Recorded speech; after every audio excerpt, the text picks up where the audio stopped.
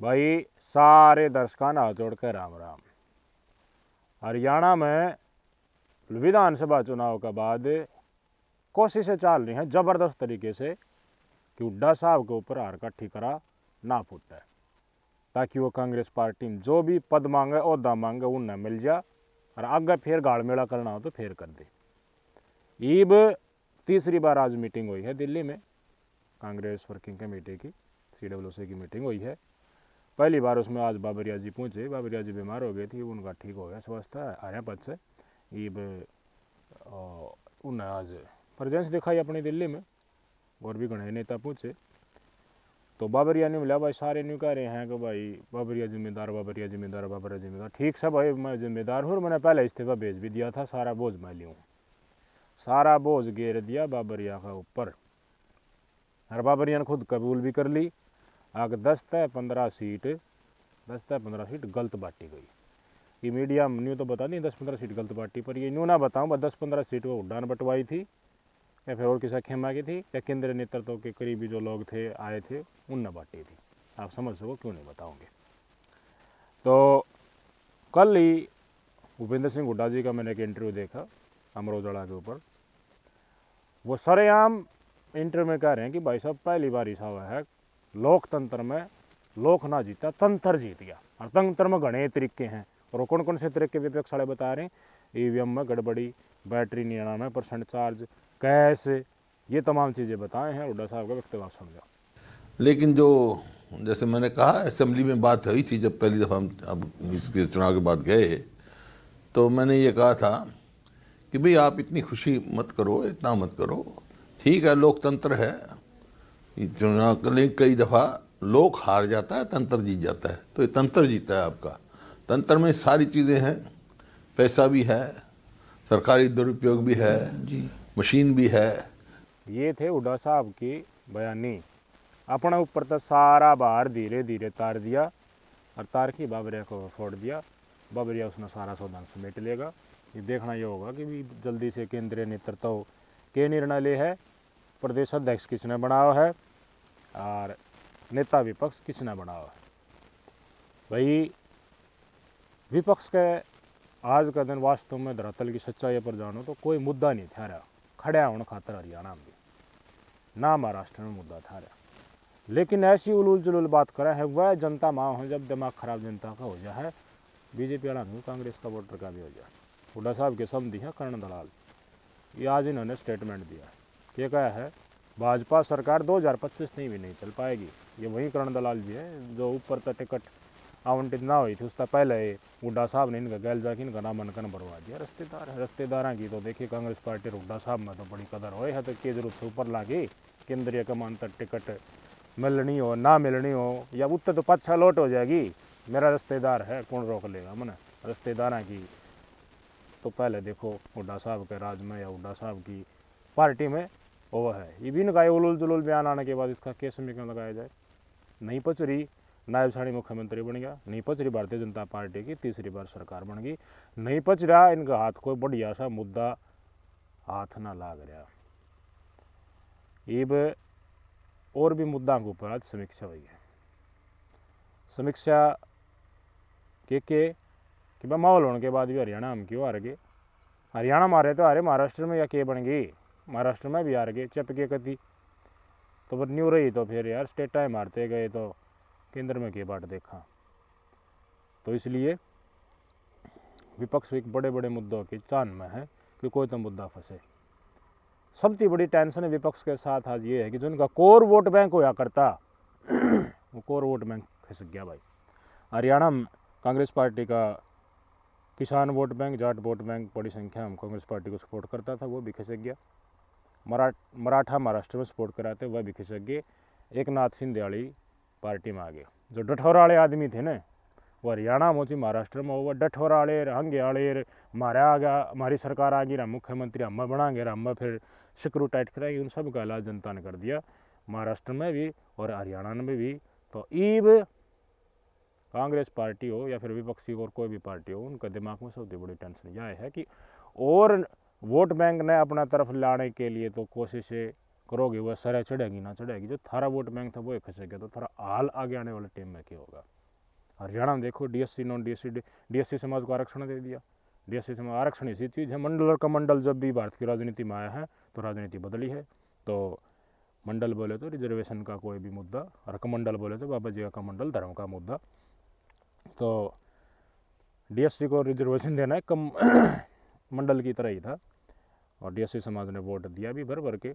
और आगे ये तो रिजर्वेशन लागू है ना था ना चुनाव तो पहले, उसके बाद कराया है, आगे और भी आप देख लियो। तो दलित समुदाय में एक बड़ा हिस्सा डीएससी समाज का है, नॉन डीएससी समाज से भी काफ़ी ज़्यादा है, तो वो बीजेपी के समर्थन में चले आकर आगे भी खड़ा रहेगा, उस तरह इनकार नहीं करा जा सका।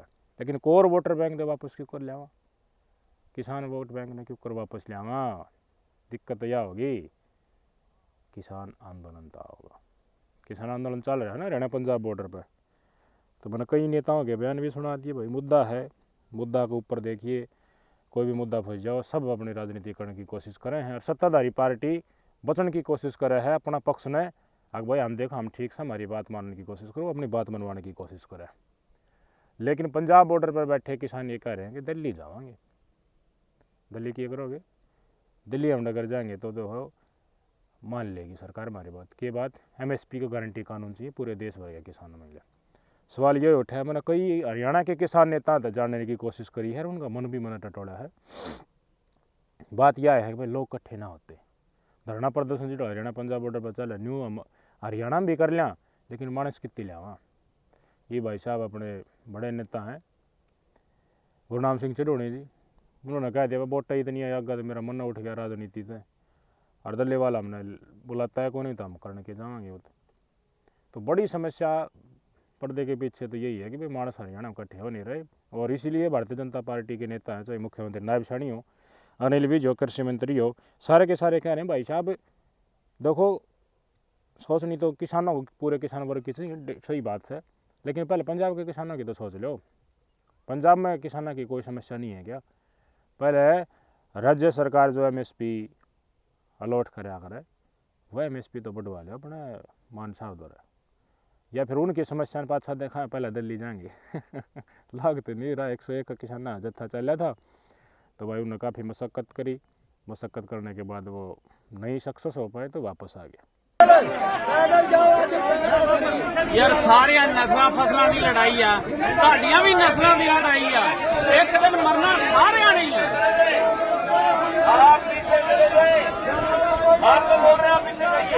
ओ गोली मार दो यार, तरीका सही नहीं,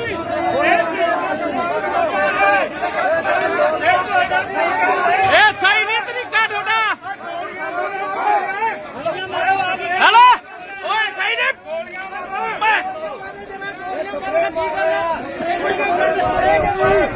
ये तरीका सही नहीं बाटा, थोड़िया नस्लों ने भी मरना वा, कुत्ते की मौत। दो बार मारता, दो बार मारा मैनू।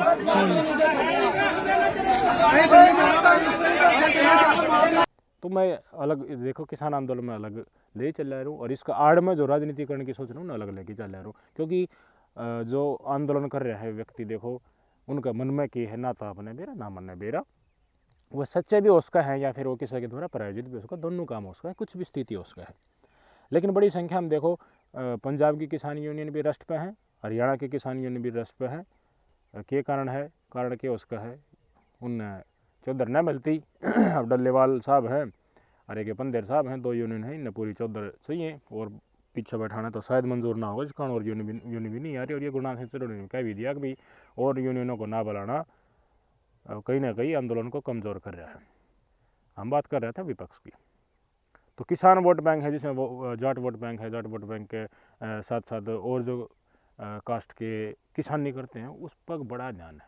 पैसा ये खसंगे तो क्या कराएंगे, किसान खातर तो किसान सम्मान निधि दे दिया, 3600 रुपये गेहूँ का दे दिया, खाद बीज का रुपया दे दिया, एमएसपी जो केंद्र बड़ा हुआ तुरंत लागू कर दे है, खाता में तुरंत पैसा कर दे है। एक दो फसलों में थोड़ी समस्या है, लेकिन एक नैरेटिव तो बना दिया कि सभी फसलों पर हमने एमएसपी दे दे। कुछ फसलें हालांकि उसमें होती नहीं, पहले होया करती ना होती हुए तो नहीं कर दिया भाई चलो सब हमने एमएसपी दे दिया। छिटमुट समस्या बच रही है किसाना की, और छिटमुट आंदोलन जो छोटा मोटा आवाज़ उठती भी रहे जी लैंड लूंड बिजली आई जाए इन कार्ड में, लेकिन अगर किसान आंदोलन यो हरियाणा पंजाब बॉर्डर पर चल रहा है, यो अगर हरियाणा में इंटर कर जाए किसी डाल, हरियाणा में इंटर कर गया तो भाई साहब मुद्दा मिल जाएगा। हरियाणा में विपक्ष में ठाड़ा खाता है। पीछे दिन देखे होगे ना आपने, जाट लैंड बनावांगे भाई, जाट लैंड बनावांगे। क्यों बनावांगे जाट लैंड? क्योंकि हुड्डा मुख्यमंत्री ना बना इसलिए। लेकिन जाट तो देखिए भारतीय जनता पार्टी में भी है। अब आप उनको जाट नहीं मानोगे क्या? उनके प्रतिनिधि वो मंत्री बना रखे, वो कि डम्मी मंत्री हैं, मंत्री तो वह भी होंगे। तो जाट समाज को बीजेपी सरकार ने तो वो जो ना दी, ये आप कैसे कह सकते हो? तो वो मुद्दा था, थोड़ा राजनीतिक लग गया तो वो चल को नहीं, और कई खपाड़ा ने भी कह दिया, कई आवाज़ भी उठी तो खुश हो गया। छत्ती में चोट लग गई, ऐसा मुद्दा चाहिए। किसान पंजाब वाले अपना हरियाणा में और हरियाणा वाले दिल्ली में जा, इस दौरान कुछ झड़प और किसानों का नुकसान हो, और उसने लेकर सारा बम बीजेपी के ऊपर किसान विरोधी घुसकी दिखाई था हंगामा। यो माहौल चाहिए विपक्ष ने। हाँ, लोकसभा में देखा था ना हमने, एक दो नेताएं तो कही थी कि संविधानों कुछ ऐसी चीज़ हैं जो कांग्रेस की सरकार में घुस गई, वक्फ बोर्ड वगैरह, उनको दूर कर देंगे, अमेंडमेंट कर देंगे। लेकिन विपक्ष ने नारा किया दिया संविधान बदल देंगे, संविधान बदलेंगे। हाथ में संविधान की किताब उठा ली, दलित समुदाय घबरा गया और वोट देगा। 5 सीट लोकसभा में आई। उसके बाद बताया बीजेपी ने प्रचार करके देखे संविधान विरोधी तो कौन है, अपने पहचानो। तो वो इसी प्रकार का मुद्दा चाहिए, एक नैरेटिव चाहिए। अगर भैया बीजेपी सरकार, हरियाणा की बीजेपी सरकार किसान विरोधी है, उसके आड़ में हमारी राजनीति बची रह जाएगी। जाट समाज वापस हमारे पास आ जाएगा, किसान समाज वापस हमारे समाज आ जाएगा। उसके बाद और वोट बैंक भी ध्यान दे लेंगे। तो किसान आंदोलन की आड़ में विपक्ष अपनी राजनीति की बाट देख रहा है। शिवराज सिंह चौहान है कृषि मंत्री, उन्होंने स्टेटमेंट दिया लोकसभा में, और स्टेटमेंट की टोन आप देखियो, बीजेपी चाहे केंद्र में बैठी हो चाहे राज्य में, अब की बार गलती नहीं करेगी। क्यों? लफ्जा थे जो पहली बार गलती हुई, और लफ्जा के चलते विपक्ष ने उसको फिर बड़ा हुआ बना दिया। उस तक भारतीय जनता पार्टी बसती नजर आ रही है। किसान को भगवान का रूप कहकर खुद कृषि मंत्री संबोधित कर रहे हैं, और हर संभव समस्या जो होगी उनकी सुलझाने की कोशिश करें। सुन लो आप स्टेटमेंट। शिवराज जी बोलिए। माननीय सभापति महोदय, और आज मैंने आपका नामांकन कर दिया किसान के लाडले। प्रणाम आपको। बोलिए। माननीय सभापति महोदय, आदरणीय जयराम रमेश जी का मैं बहुत आदर करता हूं। उन्होंने पूछा है कि एमएसपी के बारे में उनकी राय, मेरी राय क्या है। बहुत पवित्र राय है। हम 50% लागत का 50% से ज़्यादा मिनिमम सपोर्ट प्राइस तय करेंगे, और खरीदने का भी काम करेंगे। आपने नहीं खरीदा, मैं एक एक आंकड़ा पढ़ के बता सकता हूं। कांग्रेस की जब सरकार थी, कभी एमएसपी पे आपने खरीद नहीं की। किसान खून के आंसू रोता था, लेकिन मेरे लिए किसानों की सेवा भगवान की पूजा है, और यही मान के उनकी सेवा के काम में निरंतर लगे रहेंगे। एमएसपी पर किसानों को उत्पाद खरीदा है, और अब भी पूरा उत्पाद खरीदेंगे, और एक दिन में 2 दिन का काम करेंगे। और आपने जो अपेक्षा व्यक्त की है, मेरी कोशिश रहेगी संपूर्ण सामर्थ्य और क्षमता झोंक के काम करके अपने किसानों की सेवा कर सके, और कृषि के परिदृश्य को और बेहतर बना सके। विकसित भारत का संकल्प लिया है प्रधानमंत्री नरेंद्र मोदी जी ने, उसी का एक रोड मैप कृषि में भी हमने बनाया है। उसको पूरा करने में कोई कसर नहीं छोड़ेंगे। इसी संसद भवन के बाहर तख्ती लेकर दीपेंद्र सिंह हुड्डा भी अपने सांसदों के साथ खड़ा है। तस्वीरें आपके स्क्रीन पर देख लो, नारेबाजी कर रहे हैं, जो तख्तियाँ पर लिख रखा है वो भी देख लो। वैसे राहुल गांधी का भी ट्वीट आ गया। राहुल गांधी ने भी कही है कि वो दिल्ली आना चाहते हैं तो आने दो। इन तमाम प्रकरण के ऊपर अनिल विज ने कही भाई दिल्ली जाने की परमिशन दिखा दो, आगा मुद्दा प्रदर्शन करें। बहुत ना प्रदर्शन हो, दिल्ली में प्रदर्शन करके वापस लौट जाए। लेकिन दिल्ली वाले नु कहेंगे भाई हरियाणा वालों थाने हमारे पास भेज दी ने, परमानेंट मोर्चा लगा दिया, समस्या समाधान हो नहीं रहा। तो भैया बात तो कामिल को नहीं, तो इसलिए या तो समस्या समाधान करवाओ, समस्या समाधान ना करवाओ तो भाई नहीं सी जगह पे जगह दो जितनी प्रदर्शन कर सके, आम आदमी दुखी ना पाओ। देखो ये बात है, किसान आंदोलन के प्रति भी 2 पक्ष हैं, एक उनके समर्थन में, एक उनके समर्थन में नहीं भी है। और बहुत सारे लोग तो किसान आंदोलन के पक्ष में जो थे वो अब भारतीय जनता पार्टी की कुछ उदारवादी नीतियाँ किसानों पक्ष में आई, उसके बाद उनका मन परिवर्तन, हृदय परिवर्तन भी हुआ है। तो विपक्ष बड़ी संख्या में, चाहे दीपेंद्र हुड्डा हो, चाहे राहुल गांधी हो, या फिर इंडिया गठबंधन का और कोई भी दल हो, उसने कोर वोट बैंक की चिंता है। कोर वोट बैंक जो साथ जुड़ा करता है भाई साहब, वो खसक गया, अरीब खस गया है। तो ताज़ा ताज़ा कुआ पाटिया हो तो उसने तावड़ा लपाई कर दे तो वह पाटिया सौदा दिखा को नहीं। तो नहीं कांग्रेस पार्टी नहीं सोच रही है कि जट्टान है या किसान परिवार थे और जिंदर जमीन खेती बाड़ी करे हैं और कष्ट है उन्हें वापस लेके आओ। वापस जब आओगे जब भावनात्मक रूप से उन्हें आप संगठित करो। भावनात्मक रूप से क्यों कर भाई, तुम भी किसान हो यार, खेती बाड़ी करो हो। देखो वो किसान मार करे, उनके ऊपर गोली चला दी, मासूम थे, आंसू गैस की गोली छोड़कर आंख फोड़ दी गई। तो विपक्ष इसका आड़ में राजनीति 100% करनी चाहे। पहला कुछ देख लिया होगा आपने, इसी कोई इंसिडेंट हरियाणा पुलिस ने भी नहीं होने दी। कोई एक आधा हरियाणा पुलिस वाला है अपनी मर्जी तक क्या कर जाए तो भाई उसमें करके ले सरकार भी। तो सरकार ने पुलिस से लगभग ये निर्देश दे रखे हैं भाई सब बचो, रोकने की कोशिश करो, इधर रोकने की कोशिश करो कि कोई हिंसक झड़प ना हो, इसमें कोई किसान की मौत ना हो या इस तरह की कोई इंसिडेंट ना हो। तो ये लगातार पुलिस प्रशासन भी और सरकार भी कोशिश कर रही है। अब देखो चीज़ें कहाँ से चली थी, चीज़ें चली थी 2025 में गिर जाएगी भारतीय जनता पार्टी की सरकार। बाबरिया के ऊपर ठिकरा फोड़ दिया, भूपेंद्र सिंह हुड्डा कह रहे हैं लोक नहीं जीतता तंत्र जीत गया, पैसे का इस्तेमाल हुआ, ईवीएम खराब, 99% बैटरी, और पैसे तरकी दादरी की जो इनकी प्रत्याशी थी वो किसी तरह 10 लाख रुपये मांग रही थी, फॉल कॉन रिकॉर्डिंग वायरल हुई थी। तो पीछे तो सारे फूका हैं अपने ही बेरा होगा, इसमें ना तो बीजेपी घाटे ना कांग्रेस घाटे। ये तंत्र चलता चलता फिर दीपेंद्र हुड्डा ते राहुल गांधी ते फिर आ जाओ आज की CWC मीटिंग में। जनता बटोगे कटोगे नारे महाराष्ट्र में, जाट नॉन जाट करके उसमें न्यू करने के लिए बीजेपी फ़ायदा उठा, ये भी फ़ायदा उठाने की कोशिश कर रहे हैं और फिर बाबरिया के ऊपर ठिकरा फोड़ना। ये तमाम CWC की मीटिंग पे ऊपर आगे ये चाहते हैं कि भाई हिंदुत्व के नाम पर जाट वोट बैंक किसी भी तरीके से भारतीय जनता पार्टी का जो राष्ट्रवाद हिंदुत्व का नारा है उसके साथ संगठित ना हो।